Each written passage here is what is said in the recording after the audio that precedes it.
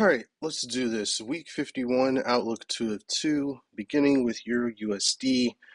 We are still steady climbing inside of the bullish run.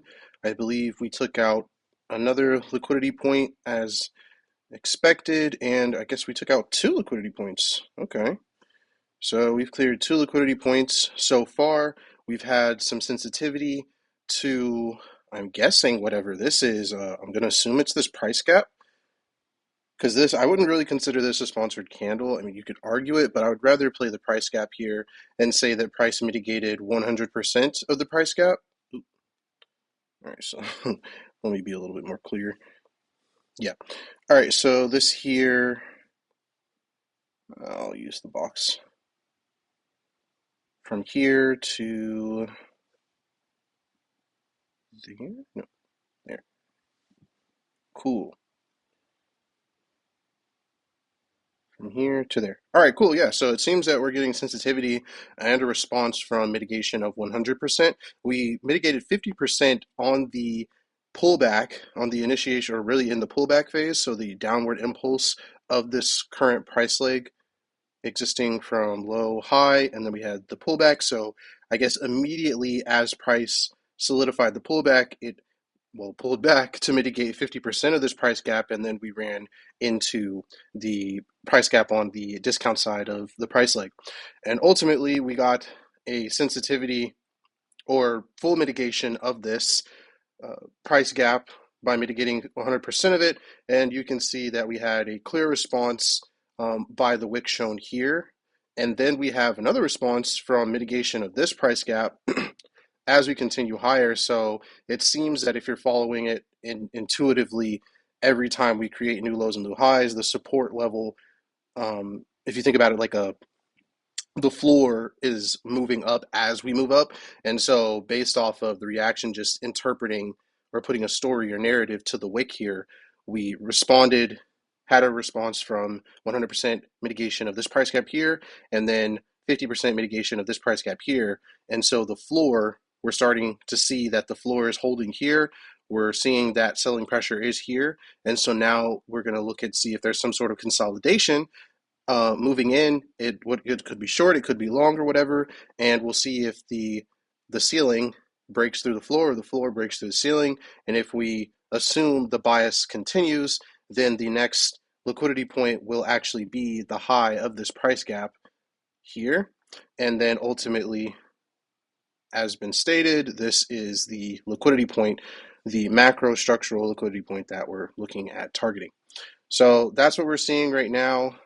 Um, yeah, just continue on if you're trading EU. I mean, it's been pretty smooth. So yeah. All right, GU's playing games, but I've just been really wanting this. Dang, I've been tracking this for a long time now, but wanting this to solidify. I've been calling this out for a long time now. It's been inching closer and closer to solidifying the price leg by confirming the pullback once we tack this high here. I thought it was going to give us the impulse after this, but then we consolidated for 2 days, then ran up again yesterday, and then we pulled back today and mitigated actually this sponsored candle here, and I believe we mitigated 50% of the body, if I'm not mistaken. If not, there was something inside of it that needed to be mitigated, but nonetheless, we mitigated the open, so cool. And as you can see, the floor, once again, is being respected, as in every time we move higher, create highs and lows, the floor is being respected. We're not, taking out any lows. And so showing the sensitivity to the sponsor candle by this wick is very promising. I want to extrapolate and expect that price going into the next few days, into Christmas, we, move higher, but we'll see what happens. We might pull back lower, but, I mean, we'll just leave it as that, right? I'm not, I'm just going to wait and see what the action is. Getting antsy here, but yeah. All right, moving on to the NASDAQ. Woo, wee. So, as I stated, we had that unwillingness. Earlier, I think like two or three outlooks ago, I expected, because of the sensitivity here, to see the bulls or the floor hold and we continued higher, but it seems that the ceiling broke through the floor and now we are pulling back. We're showing unwillingness. And I did also explain that if we were to get a pullback, I would want to see a pullback to mitigate something inside of this price gap that I have marked up. Um, if we were to break whatever's inside this price gap, then yeah, we're 100% aiming for this structural point, and then we'll have to assess what the action is at the structural point if we were to break it. If it's a liquidity draw, well, all we did was shift the structural point again downward, and we still look for continuation towards the high. If it's a break of structure, then we have transition states from a bullish run into a bullish range, and that would exist from this low up to this high. I'm My convictions are towards the sells, but sticking to the principles and holding to the bias, I want to see the buys from the bias side, but I just don't really see it holding too strong. But we'll see what happens. I'm gonna yield to the bias, but this is why we do the analysis, so we're aware of multiple outcomes or multiple possibilities and then take the best course of action.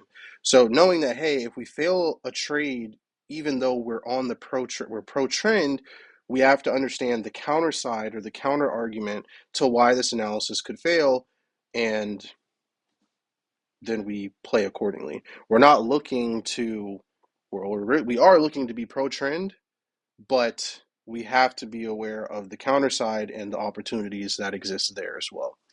All right, so then on to gold. We're just steady with the program, moving towards the all-time high.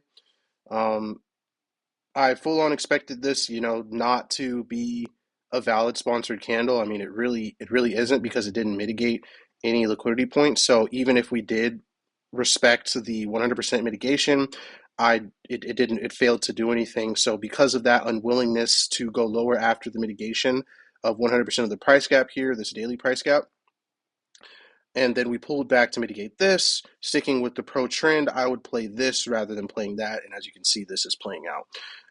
And now we are full on looking to take out the all time high. The counter analysis is it just says FU and we go lower. But I convictions are towards the high. So yeah. That's the liquidity draw. We can get rid of that. We're expecting price to take out the high. I'll say in the coming days into the new year, we should be looking at that. It's not too far away. It's only 50 pips or so, or no, not 50 pips. Whatever the unit is here for gold. And then yeah, we'll see what happens from there. All right, US 30. So I haven't touched this pair in a minute. I talked about it the previous outlook. I've also talked about it in the trade reviews. The trade that I did take, and I was anticipating a counter trend play, but ultimately, once again, like the Nasdaq, this is still 100% a bullish trend.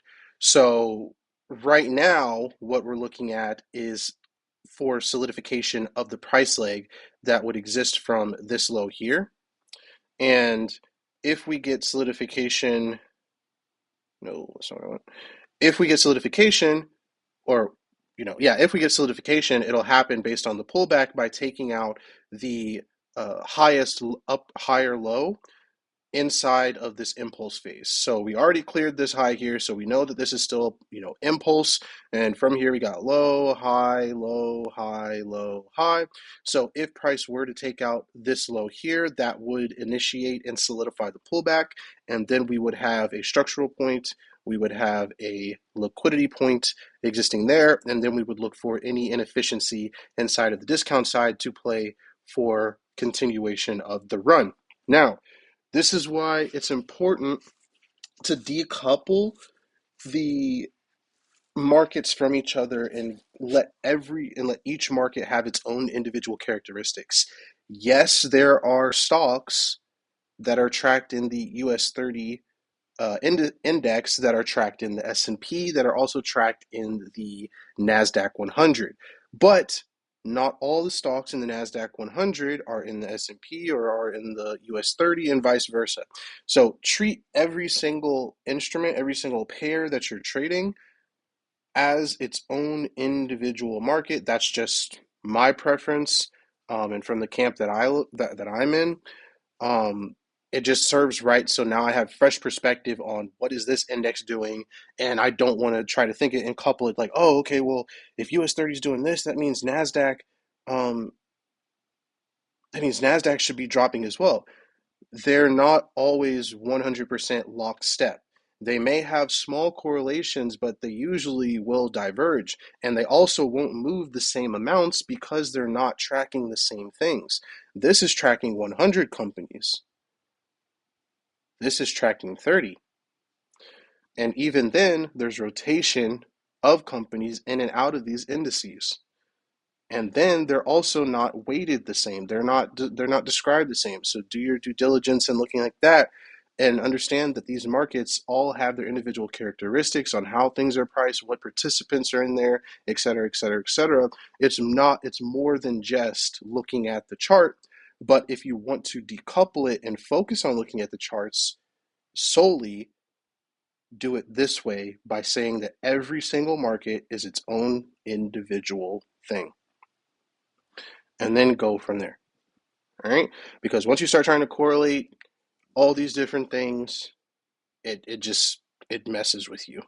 And that's my rant for that. All right, so US 30, what I'm looking for is solidification of this price leg. So I want to see price take out this low at 47,445. If not, the continuation is, hey, we might, get mitigation of this sponsor candle here and continue higher towards this high. But my convictions based off of my trade review, if you watch it, go back and watch it for US 30, I'm full on seeing my convictions are towards taking out this low and solidifying the price leg here, and then moving down to fill in whatever inefficiency exists inside of the bullish portion or the discount side of this price leg, potential price leg. But I'll need to see what happens here first. That's it. Peace.